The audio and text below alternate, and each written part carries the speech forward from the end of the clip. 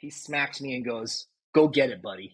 At that point, he had never talked to me at that point in the routine before, ever.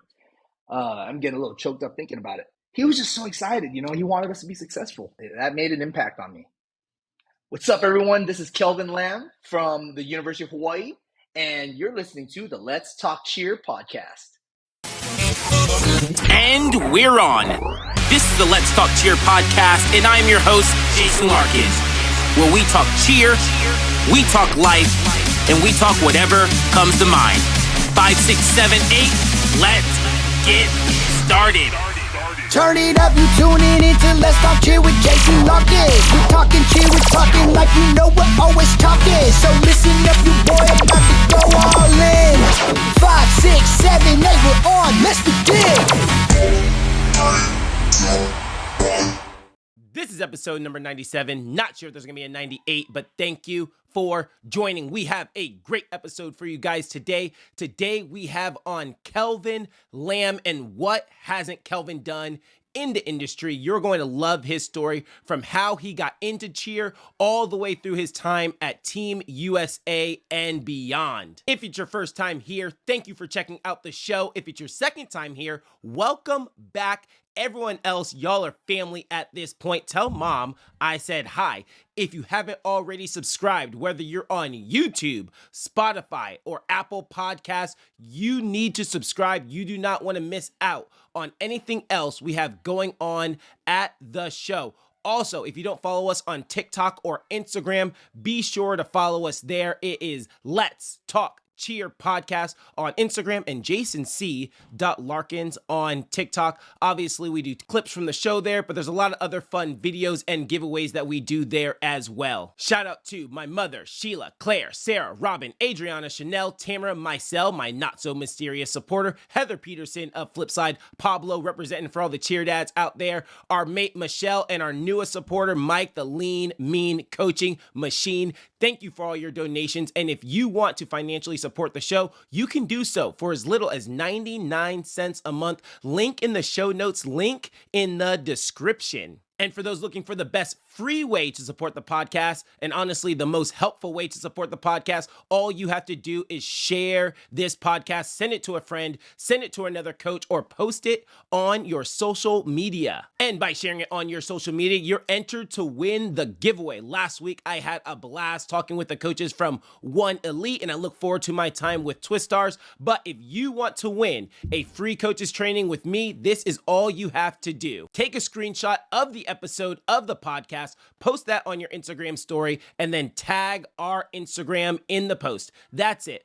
Post the story, share the podcast on your story, tag the Let's Talk Cheer podcast in the post, and you are entered. The winner will be announced in episode 100. The more shares, the more entries, and Callie is off to a hot start. We're going to see if she can come through. Someone's going to win. Why not you? I'm the cheer director at American Cheer, AKSC.com, sharing with you my life, running a program, managing a staff, coaching the athletes, and working with the parents. And on the other side of the microphone is a guy I can't wait for you guys to meet, Kelvin Lam. Kelvin, what's good, man?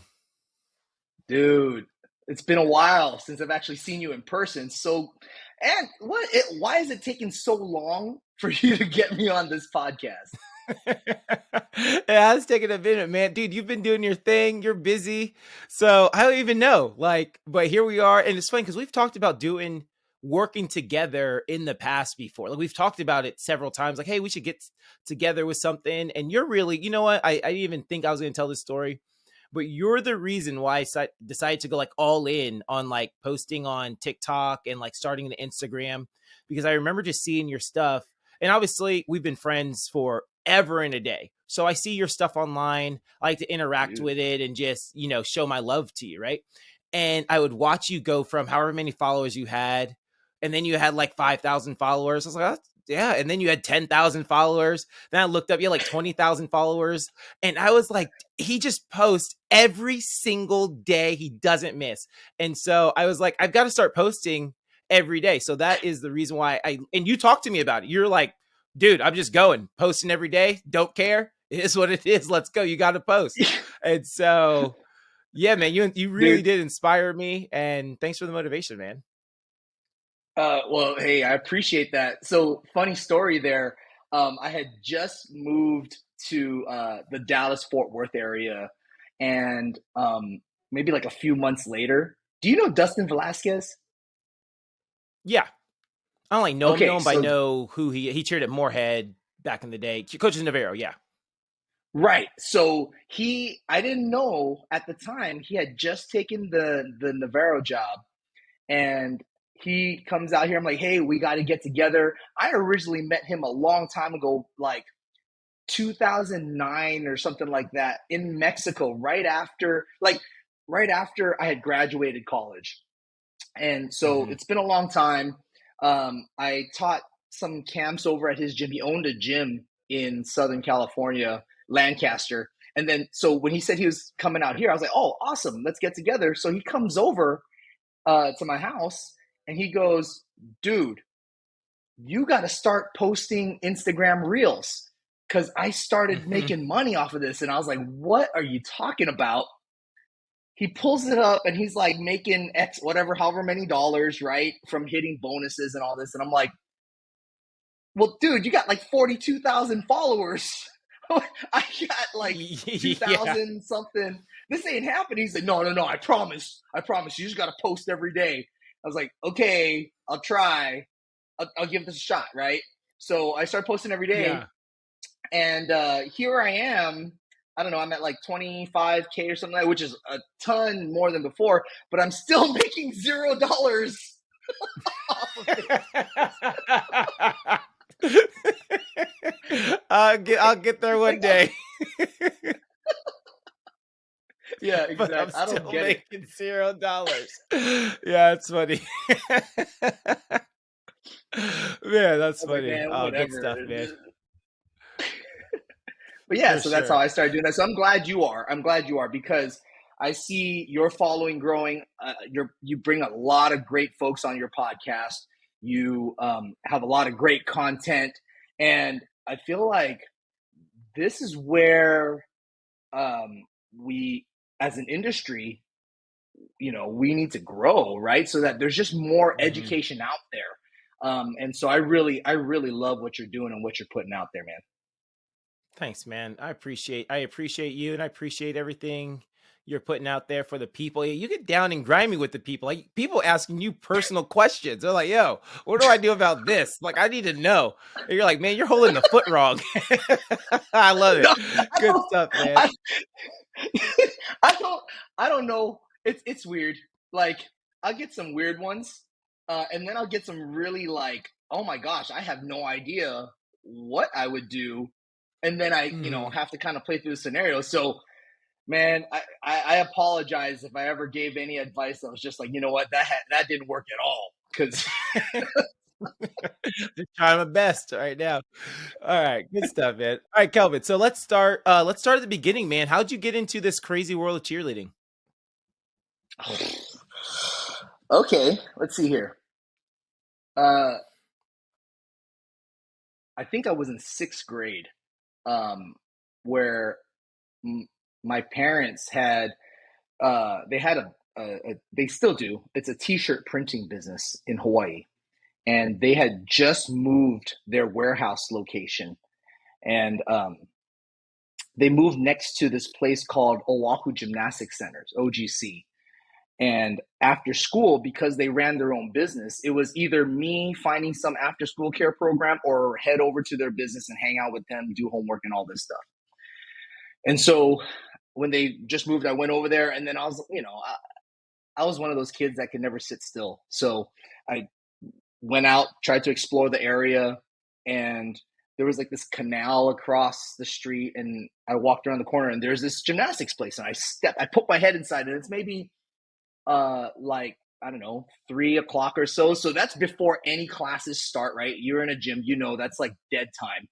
So I go in, there's nobody in there. The owners of the gym are in there, and I'm like, dude, this place, is this like, what do we do here? And then, so I just kind of hung out and watched as like gymnasts start to flow in. And, I'm like watching people like do bars and trampoline and stuff. I'm like, dude, I've always wanted to learn how to do a backflip and do it in a breakdance battle. And so I was like, okay.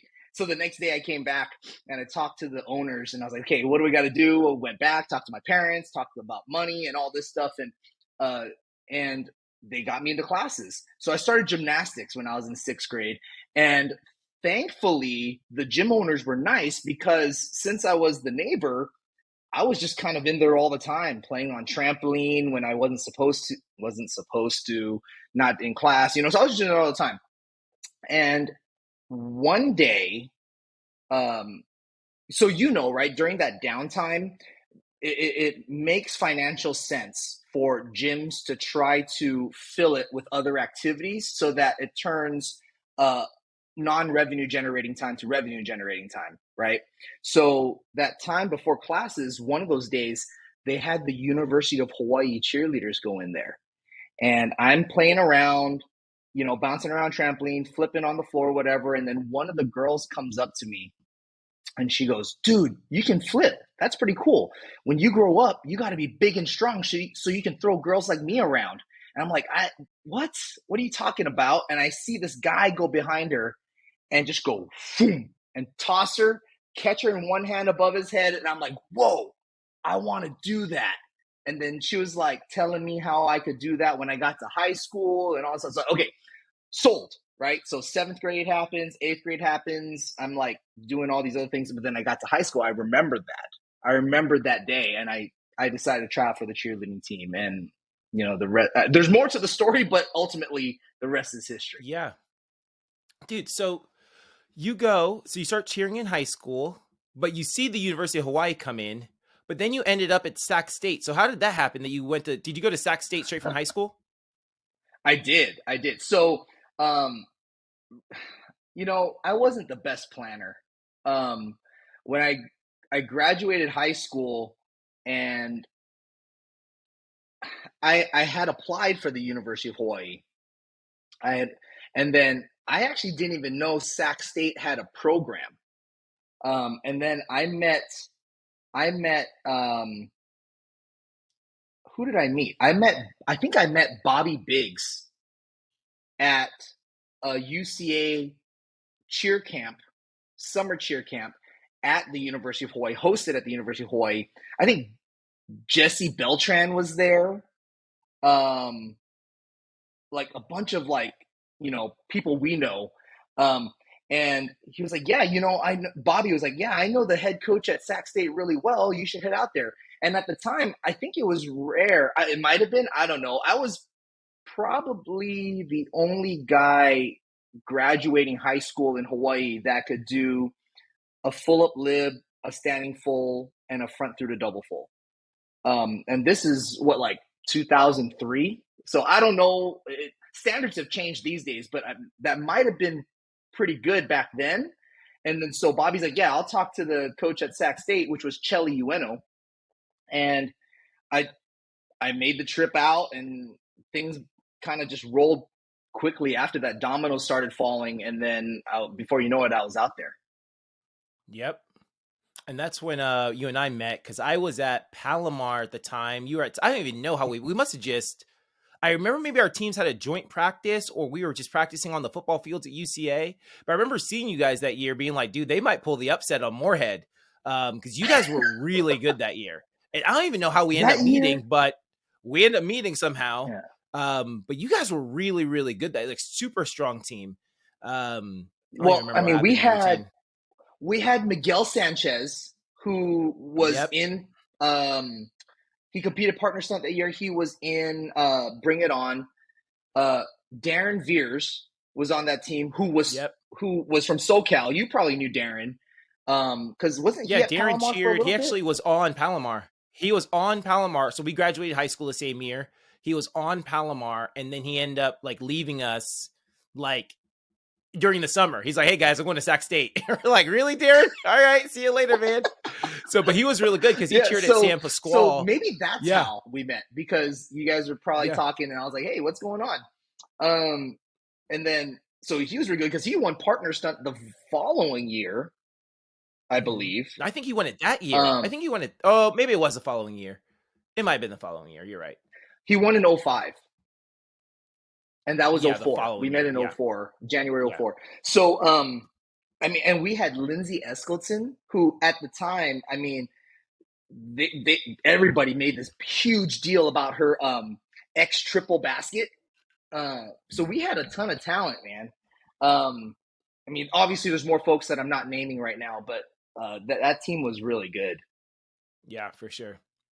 But Sac State doesn't last long, and you end up going to HPU. So you wanted to get back on the island. Tell me about the transition going back and why you decided that. Like, where was your headspace at with that? Dude, well, first off, I'm impressed that you know that it was HPU Dude, and come that you on, know man. that there's a You know, difference between HPU and here's Hawaii. I know you. You're my boy. Come on, man. Um, well, just most people, even people that I've known for a long time, get that wrong. But yeah, so uh, this is a tough part for me. So I was at Sac State. One of the main reasons for me going to Sac State was this whole notion of Kelvin, you grew up on the island, you got to leave the island and get your experience in the mainland. And I was like, okay, cool, right?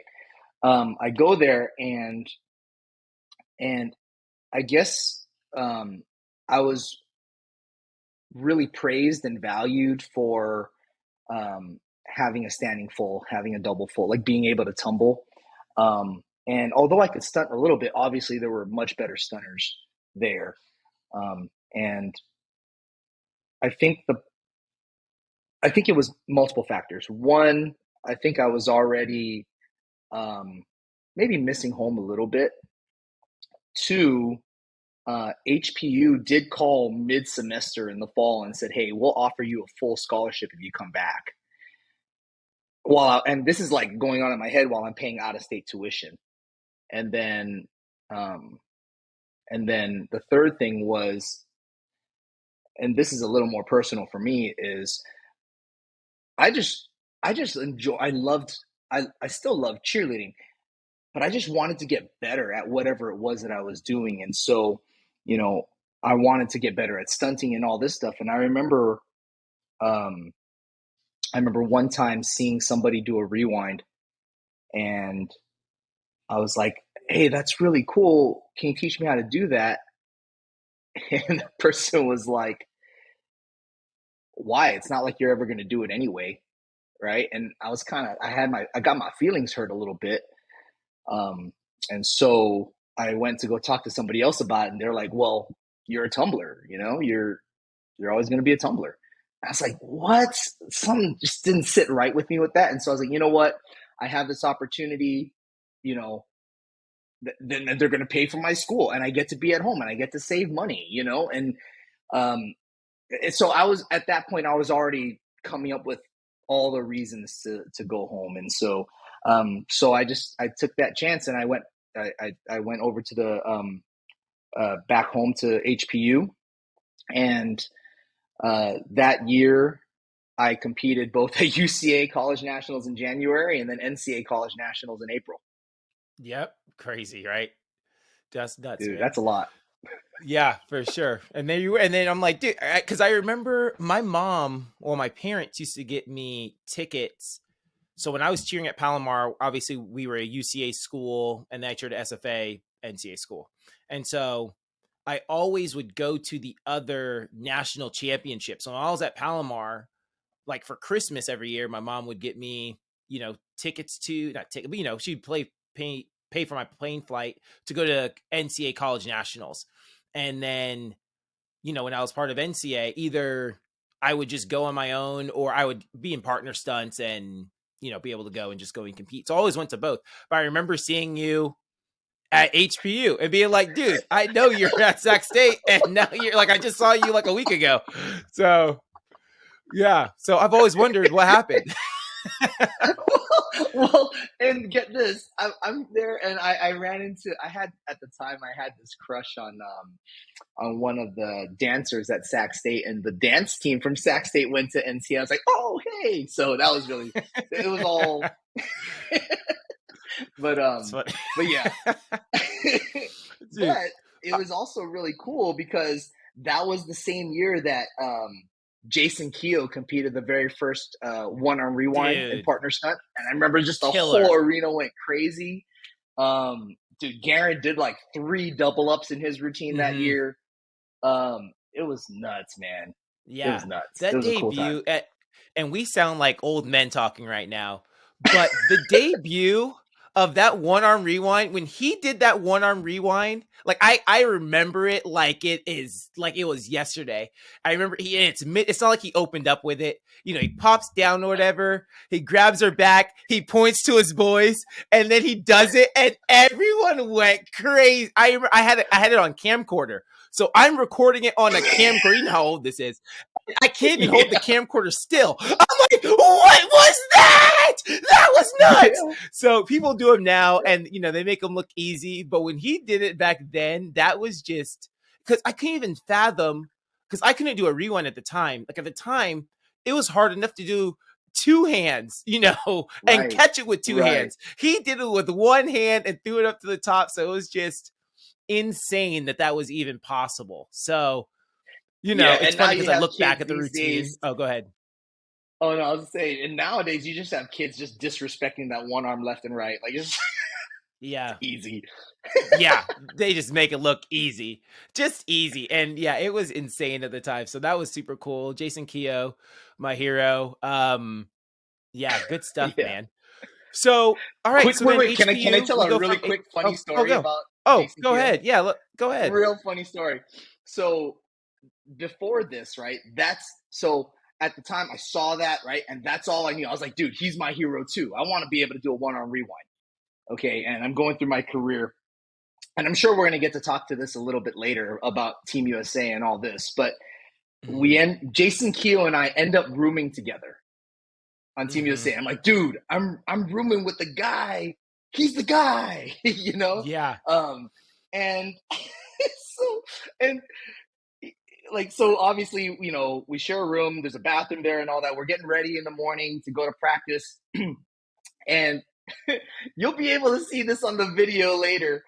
But I'm gonna demonstrate, and you'll just have to laugh and assume that it's funny. But when you see it back, No, you'll know. we're gonna make it happen. Is We're gonna make it happen. I'm gonna see it right now. he So this is what he does. He puts the gel in his hand like this, right? And he's about to put the gel in his hair, and he goes like this. And instead of moving his hands, he keeps his hands still, and he his hand. Like, why would you move your head instead of your hands? So that was my first interaction with Jason Keogh on Team USA. After That's all really these funny. years of that's the guy doing the one-arm rewind, Yeah. he puts gel in his hair by moving his head, not his hands. Yeah.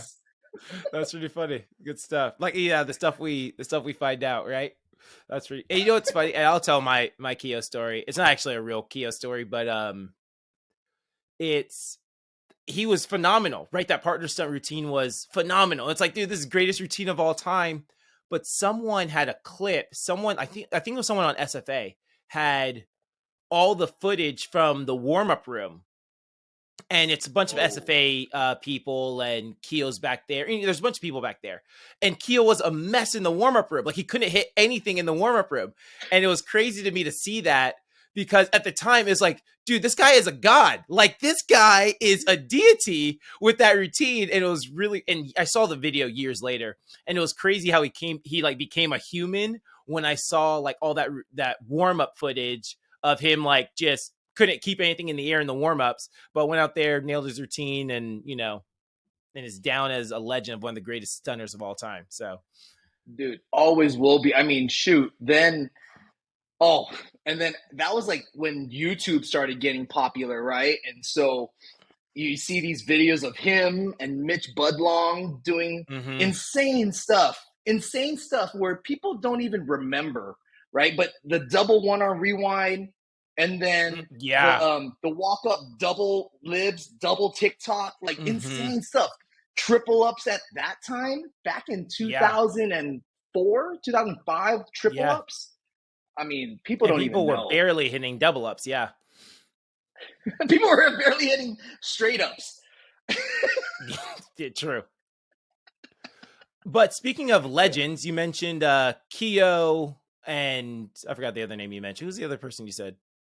I just said Mitch. Oh, Mitch. Yeah, Mitch Budlong. Shout out to Mitch Budlong. Shout out to University of Kentucky. But speaking of legends, you also you end up cheering with Andy Brown at that guy was legit. So you cheer with him at University of Hawaii. So how did that happen where you end up going from HPU? What made you decide to end up going to Hawaii instead? So this is an interesting story. I was at HPU one semester, had a great time. That was the year that HPU won its second ever national championship. And so that was their back-to-back year. And so I was like, dude, this is cool, right? My freshman year, I get to win a national title with, one of the most well-known programs in the country at this point because of their performances. And then, so let me back up a little bit. That all happened. But right before that, because of when NCAA fell in the year, we had tryouts before we left for nationals for the following year. And so I'm at the tryout, and I think it was at that time I got wind that our coach, Ashley Edwards, was planning on leaving the program. He wanted to pursue a career, I believe, if I remember correctly, he wanted to pursue a career in the performing arts, and he wanted to perform on Broadway. And I was like, okay, that's cool. But I just basically, moved out here to be on this program, and cheered for you. Well, nationals happens and all this, I come back and everybody's getting ready for the following year. And just a little bit of background here. I mentioned earlier that at Sac State, I was the tumbler guy. And then when I come back to HPU, guess what? I'm still the tumbler guy, and I'll never forget this. It was really cool, but kind of like a type of moment for me at the same time. Was I was stunting with somebody, and I just did a ball up one arm stretch, and everybody freaked out. They were like, "Oh my god, he did a ball up one arm stretch!" And I'm like, "Guys, it's a ball up one arm stretch. What are you talking about?" And this other, I just wanted to stunt. So I asked this other girl, "Hey, can I stunt with you?" She goes, "Are you sure?" Because she felt like she was one of the bigger girls on the team or whatever. And she's like, "Are you sure?" I'm like, yes. Toss extension. And I distinctly remember doing a toss extension with her, popping her off, and she turns around. She goes, "All right, you can punch me in the face now." I'm like, "No, like what? Look, can we just stunt? Like, what are we doing? Why is there this whole thing about me being a tumbler or being small?" Like, I don't know. So basically, that whole notion has kind of followed me everywhere I went up until this point in my cheerleading career. And so we get back from Daytona, and Christina Fagans was one of the assistant coaches for HPU at the time. And she was good friends with Mike Baker, who was the head coach at the University of Hawaii, and invites me over to one of their open gyms. And it turns out that the year before, right as I was leaving high school, Mike had actually offered me a scholarship to go cheer at the University of Hawaii based off of my video tryout. And I was an idiot to not take it, to be honest with you, because I went to that open gym and he actually took the time. Well, first off, it was weird because I was battling this whole "Hey, look at this full up QP," And then he was like, "Yeah, but it could be so much better." And he took the time to work with me to make it even better. And I was like, you know what? There's something here. There's something about that. And I went to a couple open gyms, and literally 2 open gyms later, I was doing 1.5 ups and then double ups. And I was like, what is going on? There's something to this technique here that, one, is not being taught anywhere else in the country at the time, and then probably still isn't. And two, this coach is actually willing to invest time in me. And I was like, this seems like the right fit. It was serendipitous, and I end up spending the rest of my college career there. Yeah. And that's why everyone kind of knows you at, like, you rep the University of Hawaii. Like, we don't really see too much like, hey, Sac State alumni, HPU alumni. Like, when I think of you, I think of the University of Hawaii. So, but you brought up Mike Baker, which obviously is, been the coach there forever. Is he still coaching at Hawaii? He is. Yeah, it's wonderful. There we go. So crazy. So over 20 years, he's been at the University of Hawaii. So tell me about Mike Baker, who he is as a man, who he is as a coach. The thing about Mike Baker, excuse me, the thing about Mike Baker that really stood out to me was not only was he knowledgeable, or is knowledgeable, in cheerleading, but he's coaching me as the man, not me as the cheerleader. He's coaching me as the person. He's coaching his team that way. And so, I think for him, he's the type of person, at least in my mind, that is really good at keeping in perspective what's happening now and what's the bigger picture.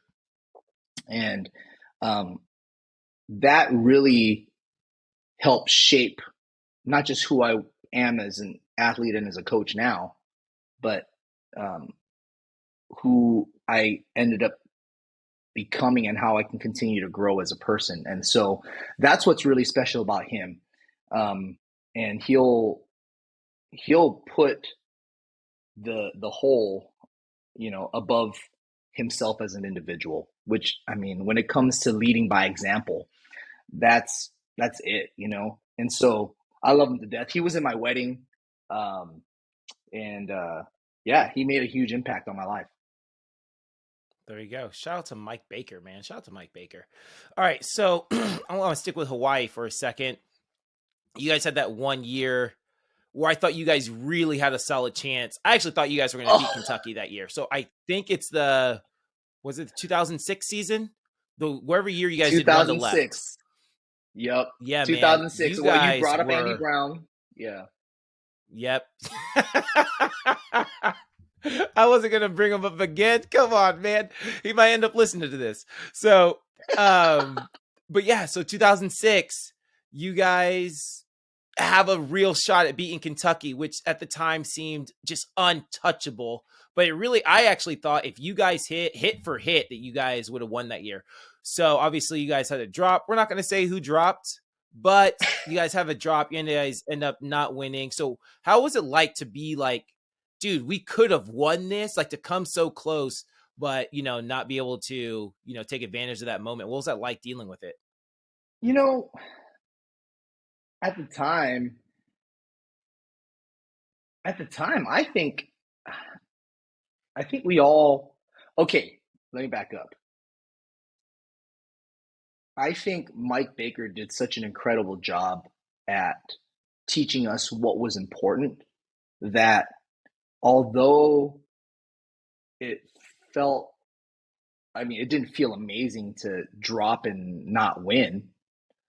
But I think because he taught us so well, instead of just feeling horrible about the loss, I think we more felt bad for the people that made mistakes in the routine. Like, they cared so much that we knew they were down. And so we just wanted to help, comfort them. Because we cared more about each other than what actually happened. Because you can't go back and redo it as much as we would love to.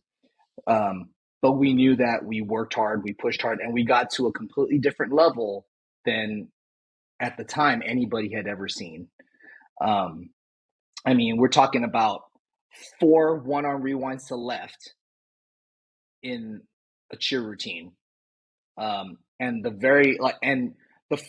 one of the first times I've ever seen any team do front handspring ups as an all squad.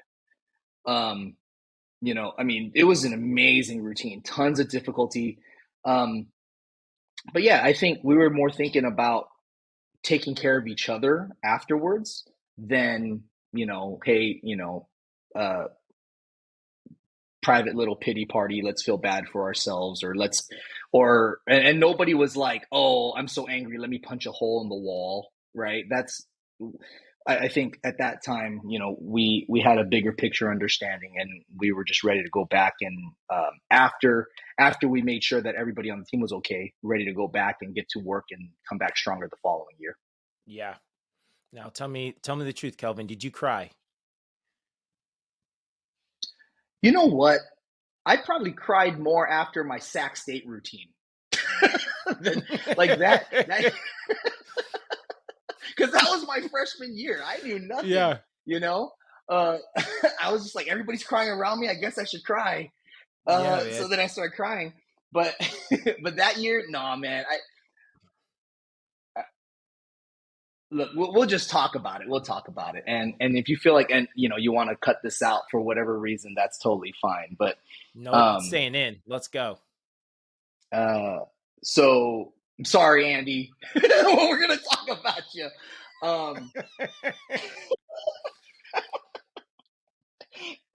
So man, so it was because of Andy Brown, right? Amazing partner stunner that I feel like we even had the ability to recruit the talent that we recruited that year, that we got to the skill level that we got to that year. He was such a huge part in our ability to get to that level of difficulty and continue pushing. He was a big driving force in that. And he wasn't even a veteran, right? I mean, he was a veteran in the cheerleading world, but to that, on our team, he was a rookie, and he was doing all this stuff and leading. And of course, me as the 19-year-old, second year on the team, I've got an ego problem because I'm young, I'm an idiot, and I want to be a leader, and I want to be seen as a leader. And here's this older guy coming in, and he's actually led teams. So, how am I going to compare, right? So I felt like that whole year we kind of, maybe below surface level, probably butted heads a little bit. I mean, he wanted to have a good time. I wanted him to fall in line with other things. And he was like, Kelvin, just jump on the train. And there was all this back and forth. And we end up rooming together at nationals. And so up until that point, maybe there might have been a little bit of like, okay, we're teammates, but it's not like I'd go out of his way at the time to be like, hey, let's go hang out and do something outside of practice. You know what I mean? And so he, we have, like, it's the night before finals, and he's having a heart to heart with me, and I'm like, all right, cool. And he's actually, so I middle layer the cheer pyramid, and he's my thigh stand underneath it in the middle of the routine. And right after that, the 2-1-1 tower in the cheer, we go to the front handspring ups, and in finals, we've hit everything up until this point. And I'm right in front of him in that ripple of front handspring ups, and he brings me down from the thigh stand after we pop down that pyramid, and he smacks me and goes, "Go get it, buddy." And he at that point, yeah, he had never talked to me at that point in the routine before, ever. I'm getting a little choked up thinking about it, but like, he was just so excited, he wanted us to be successful. And so I go and I actually bobble my front handspring. I'm like, nope, Andy said go get it. I'm going to go get it. And I pulled it right back in. And I had no idea what happened behind me. Zero clue. Zero. And then, we get to the pyramid, and people like just seemed exhausted. And I'm like, why is everybody exhausted? and I didn't even know anything had happened until we got to the back and rewatched the routine on video. But man, that made an impact on me. Yeah, man. It's fun. I had 1 year when I was cheering All Stars. We go to NCA, and I think we had nailed the routine, right? Someone dropped a ball up stretch on the other side of the routine. And, I'm pumped from my perspective. We are nailing this routine.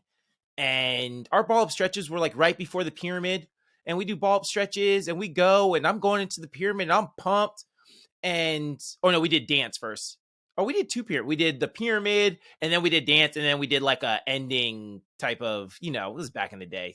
So, but I ended the routine with like an all girl straight up Cupid. Like that's like was our spot. And I remember like hold it up there. Like I remember telling the other base, keep holding it. Like let them know we just rock this routine. Like keep holding it. And we come down and I'm looking at my friend and like all my teammates and all of them look distraught. And I'm looking around. I'm going, what happened? What happened? What happened? Like he dropped. And I'm like, he dropped. Oh no. So yeah. And then actually what's funny about this story is it comes full circle. I did cry. I cried my eyes out. Yeah. I bawled for days. I was distraught, man. I cry every time we lose, or when I was an athlete. I cried every single time we lost. It broke my heart. I gave so much to those teams. It just broke my heart, man. Yeah. Yeah. And, I think for me, my heart was more broken for Andy, because I felt like he cared so much. And, for him to think about me and pump me up before that part of the routine, you know what I mean? Like that meant a lot. And so, if I can't remember if I did or didn't, but if I did cry, it's probably because, I felt the pain that he and everybody else was feeling from pouring everything in that season. Yeah, for sure. No, I hear you, man. All right. So I want to skip the Raw championship. I know you guys were the Raw winners. No one even knows what the heck I'm talking about. Like, there might be a few people who go, oh yeah, they won Raw. So we're going to skip that. But let's go ahead. Man. Let's talk about that partner stunt routine, man. So then you go and you shock the world, because this whole time you've been setting us up. This is like the story of Rudy right now. Like the guy, you're just too small to go out there and do it. And so you've been saying, I've been too small. I'm too small. Everyone says I'm not a stunter. And then you go and win NCAA partner stunts with one of the best routines of all time. So just tell me about the preparation. Tell me about you going out there and, just tell me about it, man. Okay. I know you didn't want to talk about Raw, but I got to talk about it a little bit because it leads up to All right, yeah, go ahead. Okay. So for those of you that don't know, Raw, literally RAH, Raw, was a TV show that Paula Abdul decided to put on. And it seemed like something that was kind of inspired by Randy Jackson's America's Best Dance Crew. So this is 90-minute special on MTV, right? And she's inviting teams from all over the country. And we go, 90 minutes? MTV? Let's do it, right? And so we're gearing up to do that. And we get a letter from Varsity, from UCA, saying, hey, that's going to count as a national competition, a national championship. And so if you do that, you can't compete at UCA College Nationals as a team. So obviously we're devastated, but we go 90 minutes, 2 minutes and 30 seconds. We're going to take the 90 minutes on MTV. And so, long story short, we don't have to get into the whole thing, but we ended up winning that show. And one of the prizes was, an all expenses, all inclusive trip for spring break in Cancun. And so, that's awesome, right? Yeah. real funny story on this is like the camera people in MTV, they announced that part, and then they're like, and you guys get this exclusive feature on American Cheerleader magazine, and the camera pans over to these two girls on our team hugging and crying, making like they cared that much about being on American Cheerleader magazine. when they were just happy we just hit and won. Like that was that was the weirdest thing to see play back. But anyway, so we get back from that and we recorded that. It was like 2 16-hour days of just straight shooting. And in Harlem, of all places. And we get back from that. And so we recorded that, I think it was sometime in the fall, but it wasn't due to air until New Year's Day or something like that, a couple of days after the New Year. So in that time period, we're like, what do we do? So there's me, there's Kristen Kolkowski, who was my stunt partner. There was George McGuire and Amanda Lucero. At the time, now she's Amanda Watson, but Amanda Lucero. And we're like, you know what? We're the 4 seniors, like, what are we going to do? And we're like, what if we just all competed partner stunt? And we talked to Mike and we're like, hey, would you be okay with this? He was like, let's do it. Right. But what does that mean? Daytona's at this time and all this is like, well, we looked at each other and literally went like this. We go, I don't need to go to Cancun. And they're like, I don't need to. Me neither. Yeah. So we literally gave up an all expenses paid trip to Cancun on MTV's dime. And we're like, okay, we're willing to commit that. Let's put in the work now. So we started putting our routines together and things like that. And at the time, I think they still do now, but we had to go through video qualifiers, right? And dude, like, let me first get this straight with everyone. We already talked about me not being the biggest guy. I have nowhere near the stunting repertoire as, I don't know, what, like the top 15, 20% of the stunners in the country. Nowhere near, right? So I'm over here thinking, what do I have that I can even compete? I have no idea. At the time, I was like, I don't even know what I can do that would be competitive. And so, we start getting creative with different things. And I'm sure you'll have a question on creativity, so I'll let you ask about it later. But just to kind of sum up this story here, we put some stuff together, and literally the 2 days before the video is due, we come in and Kristen, my stunt partner, has like the stomach flu or something. And she's like literally throwing up in between every single take. And I think that day we might have, I don't know how many we did, but we probably got 2 hits of, I want to say it felt like 30 full outs. And I remember looking over at her jogging, not walking, not stumbling, jogging back from throwing up in the bathroom because of the stomach flu. And I just look at her and, you know what? I think we got it. It's okay. And if it doesn't work out, it doesn't work out. And, we just submitted it. And luckily, I don't know how it happened, but we ended up, ranking 4th in the video. And we're like, something's wrong. Something's not right. Is this real life right now? And so I guess we're going to Daytona. And then we start training harder. So that was all it was crazy. It was crazy. Yeah. That's wild. That same year, I actually did UCA and NCA partner stunts, but I had 2 different partners. My UCA partner didn't end up making grades. So we compete for UCA. And as you know, UCA or NCA videos are due in about January, which is around the same time as UCA partner stunts. So both my partners happened to be from California. We all went to school in Texas. So when I find out she didn't make grades, she was still able to compete at UCA. So we had already had a plan, like, session together to stunt to get ready for UCA, like in California. But when I found out she wasn't gonna be able to compete NCA, I was like, what are we gonna do? So, or like, what am I gonna do? Because I made grades. What am I gonna do? So I remember asking my coach, like, hey, do you mind if I turn in, a tape with someone else? And she's like, yeah, sure. So I called up Bethany Jackson, and I'm like, yo, BJ, she didn't make grades, and BJ's a freshman at the time. She was a freshman at SFA. And so I call up BJ, and I'm like, hey, BJ, Allie didn't make grades.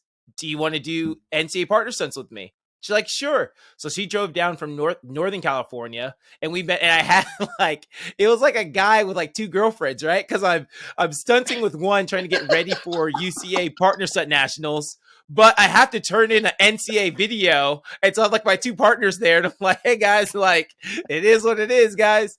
And so I remember having to stunt with them like in the same week, and we didn't bring our uniforms home, so we wore these PCM uniforms. Like, they had some leftover uniforms. We had to turn in your video with a uniform on.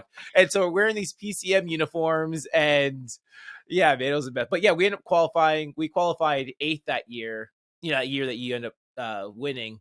I think we stayed in 8th place. Well, I think we stayed in 8th place that year. I think we got robbed. Like, I don't think we should have won. You definitely should have won that year, but we went so early in the division. Like, we are so much better than so many of those couples, and they kept us at 8th place. So anyway. Oh, hands down. You were the first couple to hit. If I remember correctly, let's go. I was like, dude, Jason just hit, and I just remember seeing everybody else like, what's going on? I probably shouldn't have been watching. Yeah. I should probably have been more focused, but dude, focused. I was really impressed with your routine, and I was just excited because I knew you. Yeah. I was excited because I knew you. I was like, dude, because you had a great routine. I don't even want to, if you guys want to watch, you can watch either one of our Instagrams and TikToks. I do a video review of Kelvin's routine, or you can just watch it. It's just one of those classic routines. I say this in the one, but when you did the back handspring full up left, like, I just remember George going to the left side and thinking, okay, he's going to go back handspring left. And when you fold it up, it was like, oh, it's game over. Like, he just back handspring full up left. Like, that is, and I'm speaking Chinese to some people right now. They have no idea what the heck any of these terms mean. But to back handspring full up left, right? Actually, I was wondering. I was like, I wonder if he speaks Chinese. Yeah, that was just stupid, man. So, dude, great routine. Thank you. Great routine. Good stuff. Congratulations. But right now, we're going to get to a break, and then we're going to talk about you transitioning into your coaching career, San Jose, and just kind of where you're at nowadays. Owners, directors, coaches, we are in comp season now. So if you're looking for a second set of eyes as you're gearing up for your big events, I'd love to help out. You send me a video of your routine, and I send you a video back of your routine with what I would fix and how I would fix it. Teams I've done this for have gone on to be world champions, NCAA All-Star champions, NCAA Collegiate champions, Summit champions, and D2 Summit champions. So if this sounds like something you'd be interested in, you can reach me via email at JasonLarkins, or you can reach me on Instagram at JasonLarkins, or on the Let's Talk Cheer podcast Instagram, Let's Talk Cheer podcast. All right, so we're back, and now, Kelvin, talk to me about San Jose State. You had a great career as an actual athlete, but then you want to coach, and you get the job at San Jose State. So tell me about San Jose State and like what you wanted San Jose to kind of represent in the cheer world for everyone. That's an interesting question, because I had no intention of coaching at a university ever. And if I were, I wanted to be coaching at the University of Hawaii. And so with San Jose State, before that, so I just won in 2009, right? And then I decided to go on this adventure to head up to Northern California, and I was dating this girl at the time. And, I go up there, and I didn't even realize that the $5,000 I had in my savings was about 2 months worth of rent. And so I was broke. I had nothing. And so I'm like, okay, you know what? I know cheerleading. I know that there's a need for increased safety. There's a need for education and all this. So let's just start a camp company. And I started cold calling folks and putting together my camp company. So I wanted to teach cheerleading camps and clinics and all this stuff. And what I learned real quick was when it comes to staff and talent as staff, they're either working for another company already or you got to train them from the bottom up. And with cheerleading, especially at that time, everybody's really loyal. If you worked for USA, it was USA all the way. Jams, same thing. UCA, same thing. NCA, I mean, you know, right? There's a lot of pride. And, you know, if you try to branch off and do your own thing, it could be disastrous to your cheerleading career. So I learned that real quick. And so I'm like, you know what? There's an opportunity to coach at a university. I'll train my staff there. And so I took on that job to try to train my staff for summer camps. That's how that whole thing started. And then I fell in love with mentoring and teaching the next generation that there's a bigger picture to what it is that you're doing, that you can make an impact not only on the outcome of your cheerleading routine, but you can make a difference at games, football, basketball, whatever you're cheering at. You can make an impact on the department. You can build meaningful relationships with each other, with donors, with other alumni. And there's this whole big piece of it that that I fell in love with, essentially. And so then I kept building it. And I wanted to build something. I said to myself, hey, if you're going to do something that you're going to be proud of, and do something that the people involved are going to be proud of. And so I was committed to helping that program just kind of be better. And I felt like maybe inadvertently, it became an opportunity for me to showcase the fact that although I was teaching something different as far as stunt technique goes, it can still manifest something pretty darn cool. And I felt like I did that a little bit at the University of Hawaii with my own performance, but then to be able to go back, teach it, and coach it, now there's not just, hey, look what I can do. It's also something that other people can do as well, and it's scalable. Yeah, for sure. And you got the opportunity to coach one of my all-time favorite athletes, all-time. She'll be top 10 easy, probably top 5 favorite athletes, Bailey Harris. So you got to coach Bailey. So shout out to Bailey, who's just, I love that kid when I coached her in All-Star. So I hope she was as good for you as she was for me. I actually didn't get to coach her. You didn't? Oh, she told me that. She was distraught. That just hit me. She was distraught. She said, Kelvin's leaving. He's gone. And I was like, what? Oh, that sucks for you, kid.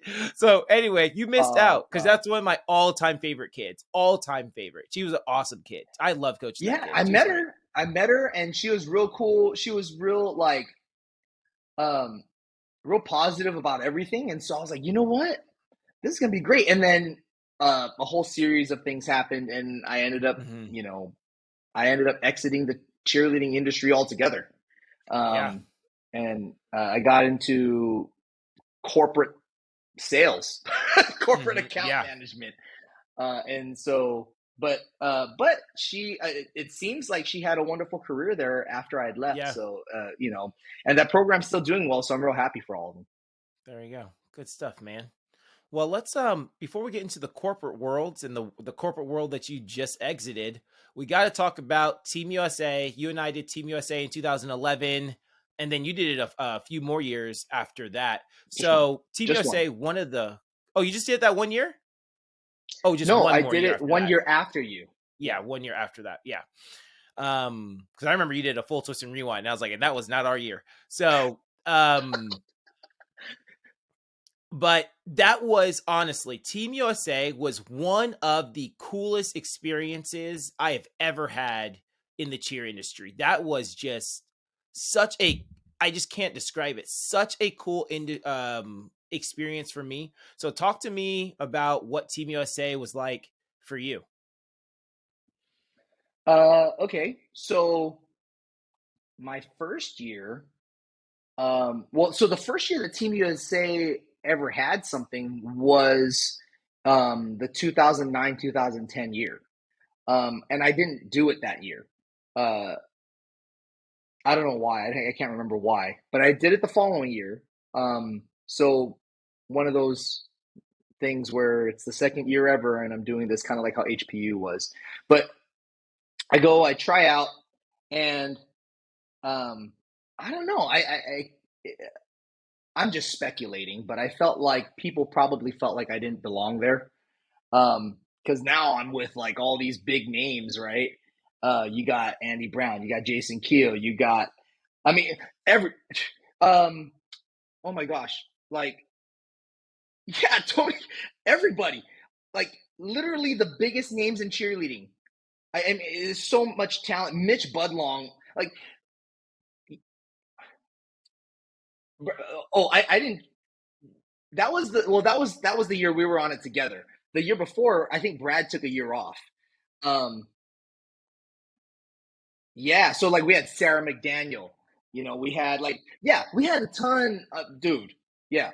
Like it was in the practices were at oh my gosh, where was it? Stingrays in Marietta. And so that was my first year. And I felt like they probably, they got Moorhead, they got Kentucky, they got UCF, they got, all this, and then here's me from University of Hawaii, right? It's like, um, so that was, but it was fun. I mean, it was cool being around so much talent that they were all humble to each other.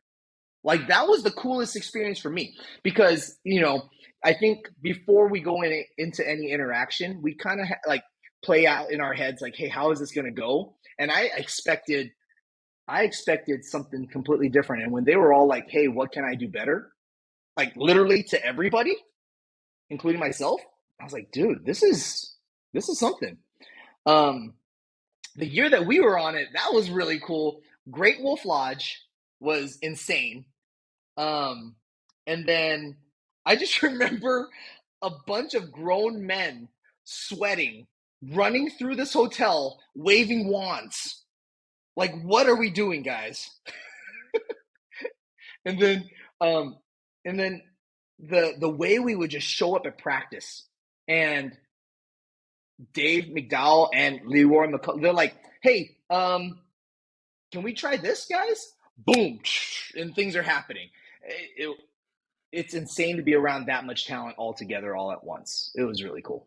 Yeah, for sure. It was just, yeah, the year we did it together, we just had some guys on that team, right? Like just some straight Dude. up, like, dude, these guys are good. Yeah, it's insane. Patrick Miller was on the team that year. Dude. Just Yeah. insane talent. Josh, what's Josh's last name? Gallion from Kentucky, West Georgia. Yeah, Galia, Josh Galia. whatever you said just now, but he was stupid First good. Hansky ever. Yeah, Yeah, like that these guy. guys were good. So Lumpkin was on the And team. Yeah. Arabian through the fulls. Yeah. Like Like, they could stunt and they could tumble.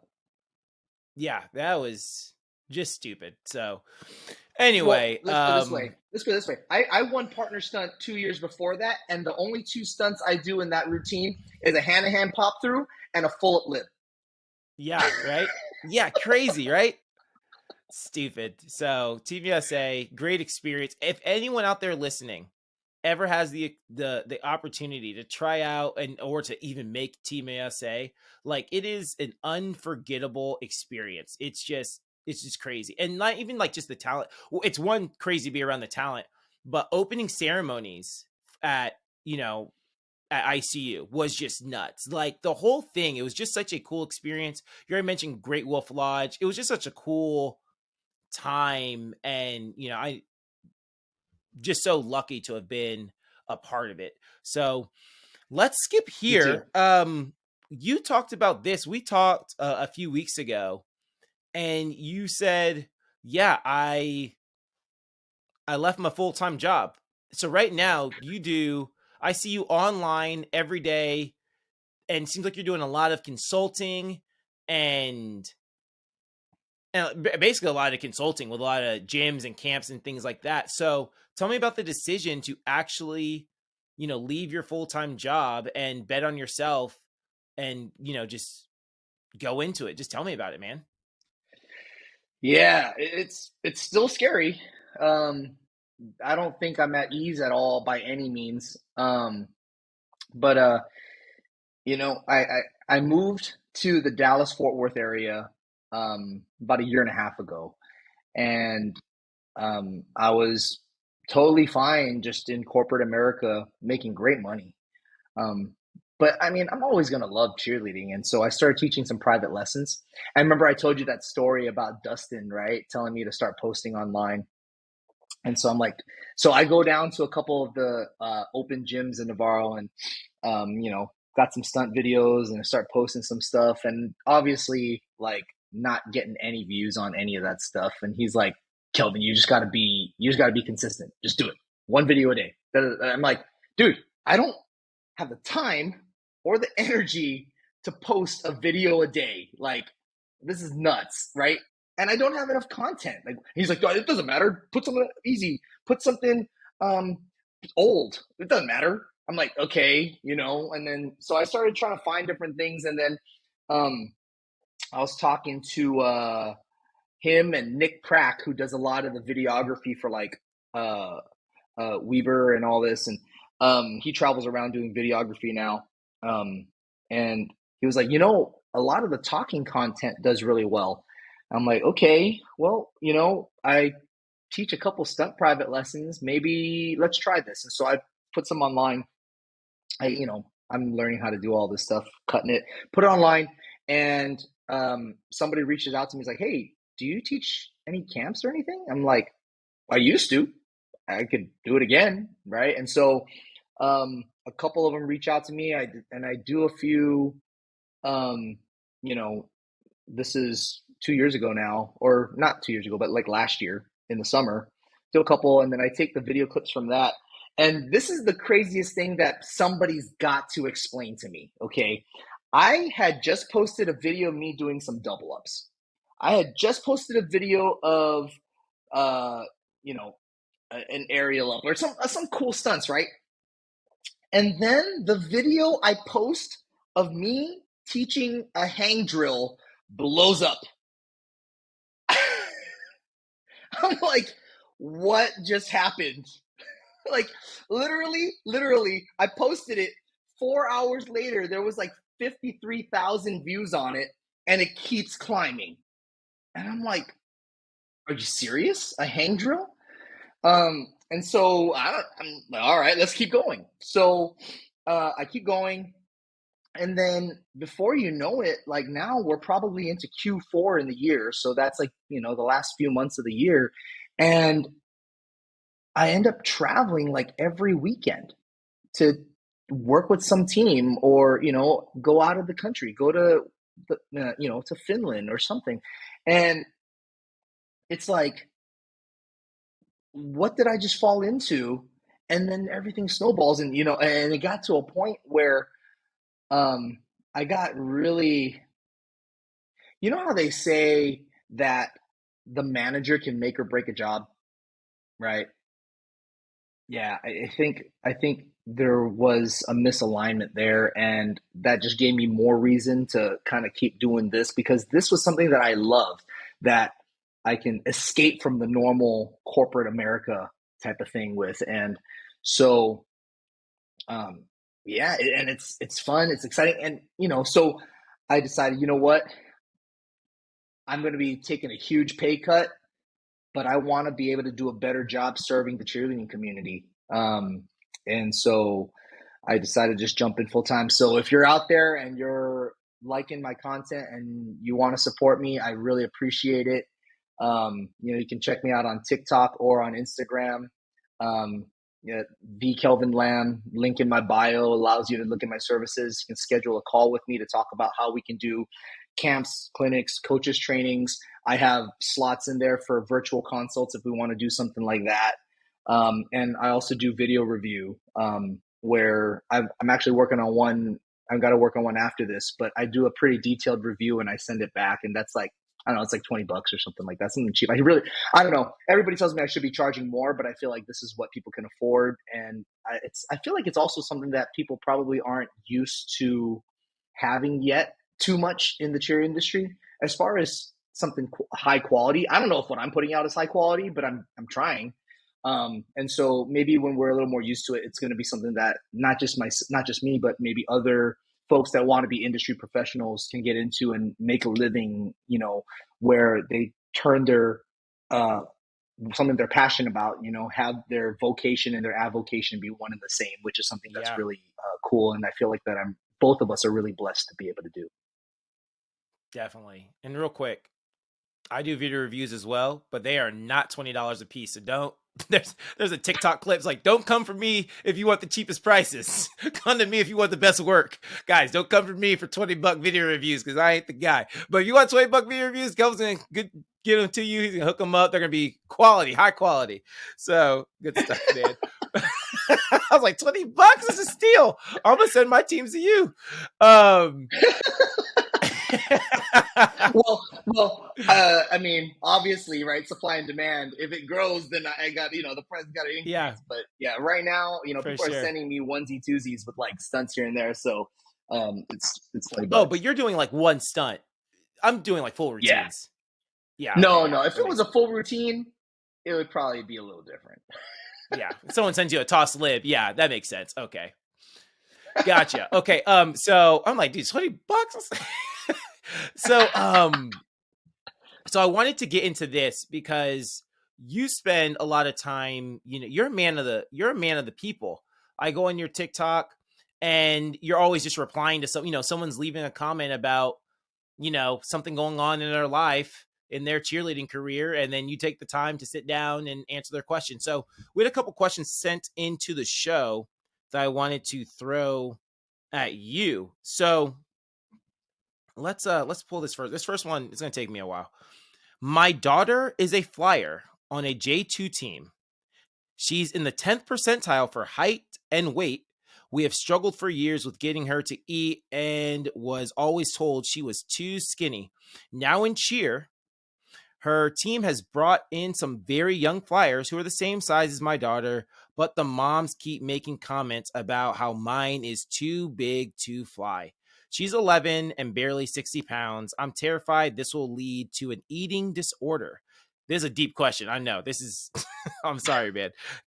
Can we talk about the standards for flyers that is often so toxic? So talk to me about, just that, what are you getting from this? Talk to me. Help this mom out. Yeah. You ever seen Dance Moms? That whole Abby Lee thing. Yeah. Like, I feel like this sounds really similar to that. It's a little. Here's a look. I don't know 100%, but it seems like majority of the time when negative comments are being thrown out, or somebody's talking about somebody else in that negative light, it tends to come from a place of insecurity. And first off, I'm just going to say this is not a good look, right? But can't change the world that fast. But the thing is that I think part of understanding that it comes from a place of insecurity, it at least for me, if I were in that situation, it helps me be a little more forgiving. And then if that were my daughter, it would help me guide her a little bit better, because I think the thing that I want to focus on with her, especially, like, I do have a daughter, she's 6, and I want to make sure that she has a really healthy self-image. And that's got to be something that we teach for them to have come from the inside. It's not going to be something that, like telling somebody they're pretty.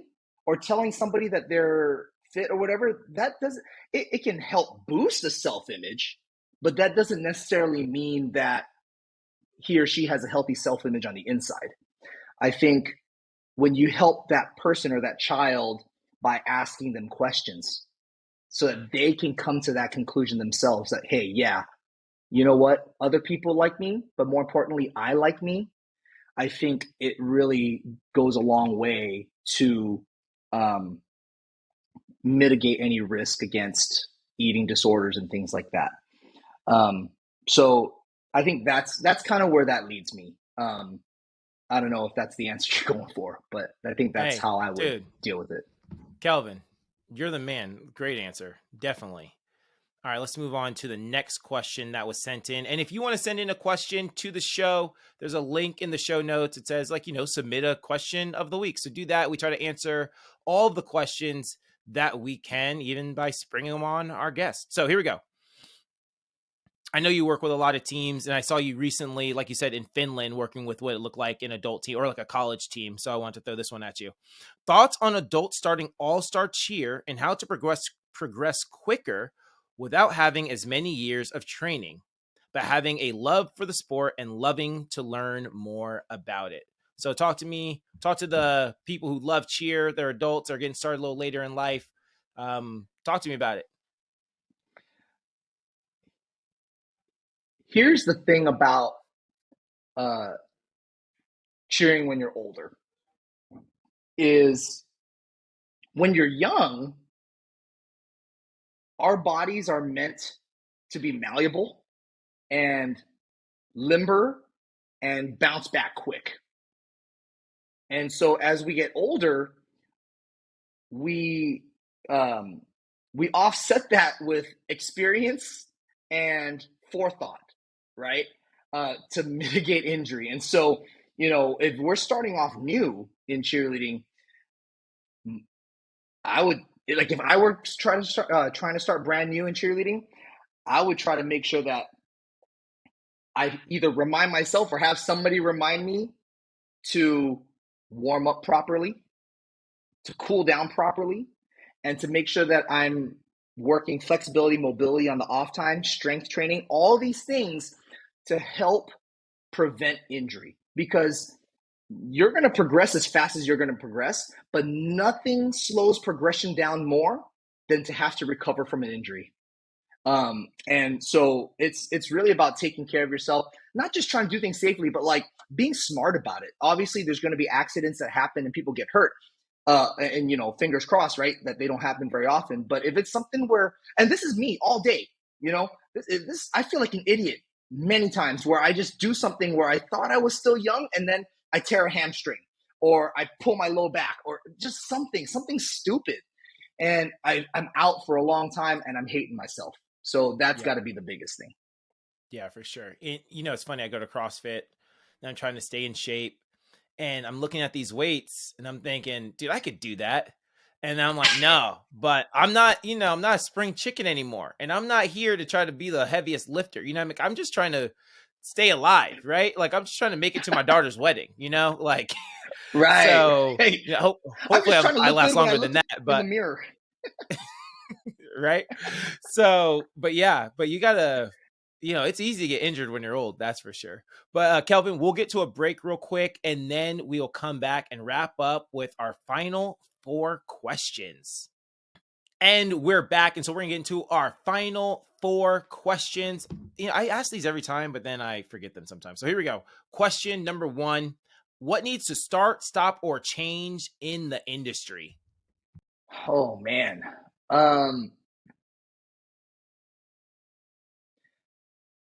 I feel like more all-star athletes need to, or the message to the all-star athletes needs to be, go to college, get a college cheerleading experience, and graduate with a degree. I think obviously it's happening in some places, but if you think about it, if I remember correctly, All-Star started with the intent of being a feeder to a lot of these major college programs, and then it took on a whole life of its own. But you know, it's supposed to be a vehicle for life experience and something that can help get us to the next level and help, and all this stuff. And so I feel like that's a natural progression. Um, what makes me sad is seeing some athletes just want to stay an all-star forever, but not just because they love it, but because that's where they're getting attention. And I guess what I'm saying is I encourage you to step out of your comfort zone, go to try something new where you might not get all the attention you used to get, and challenge yourself with building that back up and reinventing yourself and trying it in a different arena. Yeah, there we go. Great answer, man. I just posted something. I think it was on my did you? TikTok yesterday, TikTok, Instagram, that talked about athletes going to college and like trying out college cheer. Yeah, I must have talked about it in a couple episodes because it was a clip from one of the podcasts. But yeah, just getting out there and trying college cheer, because it's such a cool. If you didn't cheer in college, and it's not the same, because a lot of people commented, yeah, I do high school cheer, or my daughter does high school cheer. It's not the same as college cheer, although it's school cheer. It's not the same. It's a totally different experience. Try college cheer because it's great. Anyway, here we go. Any rumors, myths, or narratives that you want to take this time to debunk? It could be about anything. Yourself, University of Hawaii. All the rumors are true. Like, yeah, I don't know. I don't. Yeah, right. I don't even know. I feel like I'm so removed from the normal cheerleading industry that I don't know if I can really answer this one the way I'd like to. But I mean, well, what's an example for you? What's something that you talked about recently? I need a rumor. I need to know. I need this to be dispelled. Where's the best place to get food in Hawaii? Oh, there's so many. But if you are a broke college student, okay, Gina's Korean Barbecue in Market City. Not that the food's super cheap, but for the price of the food, you get the next day's lunch and dinner as well. Like, it's, oh my gosh, you go in there, you're like, hey, Auntie, how are you doing? And she will pack all that food on, and it's amazing. If you love Korean barbecue, it's so good. And that's where I went, oh my gosh, at least once or twice a week while I was cheering there. Yeah. And it's in Honolulu? Oh yeah, it's literally 5 minutes from campus. There we go. Good stuff. Gina's Korean Barbecue. All right, Gina, we stopping by.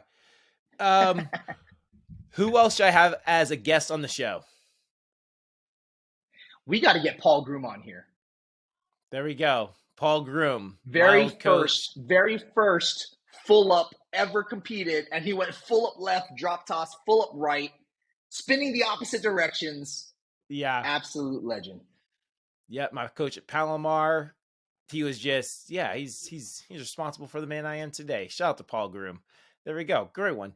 You kind of already answered this, but where can the people, well, you actually didn't say this one part. You said your TikToks, but where can the people find you online if they, they're listening to the podcast, they've never heard of you before, but they want to follow you online. They want to contact you for a camp or a $20 video review. How can they find you, man?